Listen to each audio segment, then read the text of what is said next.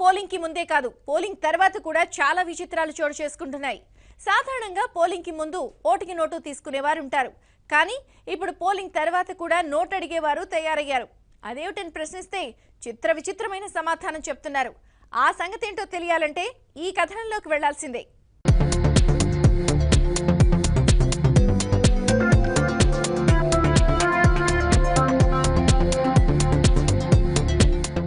AP ఎన్నికల్లో విచిత్రమైన సన్నివేశాలు కనిపిస్తున్నాయి. గతంలో పోలింగ్ కి ముందు ఓటుకి నోటు పంపకాలు జరిగేవి. అలా నోటు తీసుకున్న వారు కామ్గా ఓటేసి వచ్చేవారు. ఇప్పుడు రోజులు మారాయి. పోలింగ్ తర్వాత కూడా నోట్లు ఇమ్మని అడిగే పరిస్థితి దాపురించింది.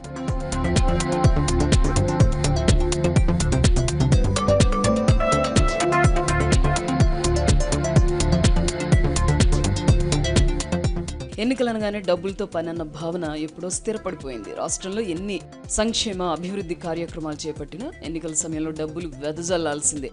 మందబలంతో పాటు మందుబలం, ఆర్థిక హంగామా లేకపోతే ఎన్నికల రంగంలో మనుగడ కష్టమేనని 2019 ఎన్నికలు నిరూపించాయి. తెలుగుదేశం ప్రభుత్వం గత 5 ఏళ్లలో ఏపీలో వేల కోట్ల రూపాయలతో అనేక సంక్షేమ అభివృద్ధి కార్యక్రమాలు చేపట్టింది.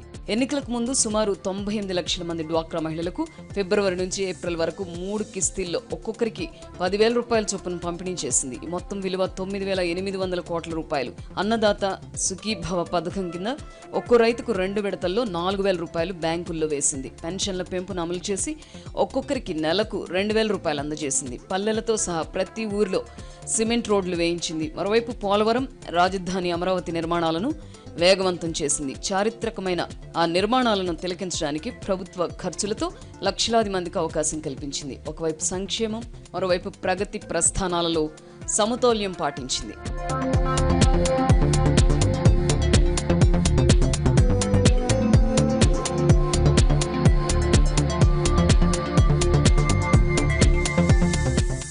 జరిగినప్పటికీ ఎన్నికల సమయం వచ్చేసరికి అందరూ డబ్బుల కోసం ఎదురు చూశారు. ఓటుకు 1,500 రూపాయలు ఇచ్చినా సంతృప్తి చెందకుండా 2,000 ఇస్తామన్నారు కదా అని ఆయా పార్టీల నేతలను కొంతమంది ఓటర్లు ప్రశ్నించారు. కొన్ని ప్రాంతాల్లో ఓటుకు 1,000 రూపాయలు వంతున ఇవ్వబోతే స్థానికులు అలిగి ఆ డబ్బులు తీసుకోలేదు. ప్రభుత్వం తరపున మేము డ్వాక్రా మహిళలకు 10,000 రూపాయలు ఇచ్చాం, రైతులకు అన్నదాత సుఖీభవ పథకం కింద ఒక్కొక్కరికి 4,000 రూపాయల అకౌంట్లలో వేశాం, పెన్షన్లు పెంచాం కదా అని కొంతమంది అధికార పార్టీ నేతలు చెప్తే ప్రజల నుంచి చిత్రమైన సమాధానం వచ్చిందట. అవన్నీ ప్రభుత్వం తరపున చేశారు. ఇప్పుడు ఎన్నికలు వచ్చాయి కాబట్టి ఓటుకు డబ్బులు ఇవ్వాల్సిందే అంటూ సంక్షేమ పథకాల లబ్ధి పొందిన వారిలో కొందరు ఖరాఖండిగా చెప్పారట. దీంతో అభ్యర్థులు షాక్ అయిన మాట వాస్తవం. డబ్బులు ఇవ్వందే ఓటింగ్ రామని మరికొంతమంది మొరాయించిన సంగతి కూడా విదితమే.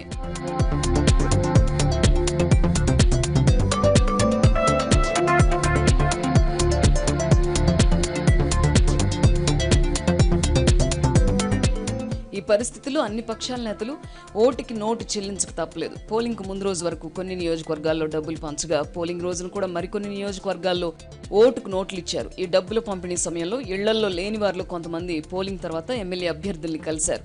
మేము మీకే ఓటేసాం, డబ్బులు ఇవ్వాలి అని అడిగారట. ఈ పరిణామంతో ఆయా నేతల నోట మాట రాలేదట.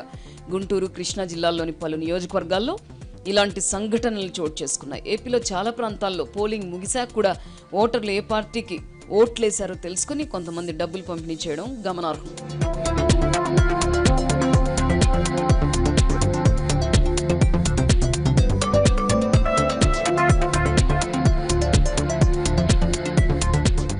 డబ్బులు పంపిణీ చేసే సమయంలో మేము లేవు, ఆ తర్వాత వచ్చాం, మా ఓటు మీకే వేశామని చెప్పి డబ్బులు అడిగే కొత్త సంస్కృతి ఈ ఎన్నికల్లోనే మొదలైందని కొందరు ఎమ్మెల్యే అభ్యర్థులు ఆశ్చర్యంగా చెబుతున్నారు.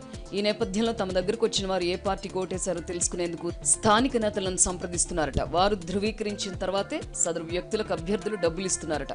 రాష్ట్రంలో పోస్టల్ బ్యాలెట్ కు సిద్ధమైన కొంతమంది ప్రభుత్వ ఉద్యోగులు కూడా తమ ఓటును అమ్ముకున్న సందర్భాలు కోకొల్లలుగా ఉన్నాయి. క్యూ లైన్లలో నిలబడి ఉన్న వారికి కూడా డబ్బులు ఇచ్చిన విషయాన్ని కొన్ని పార్టీల అభ్యర్థులు గుర్తు చేసుకుంటున్నారు. ఇదండి ఏపీలో ఎన్నికల్లో వెలుగు చూసిన సరికొత్త కోణం.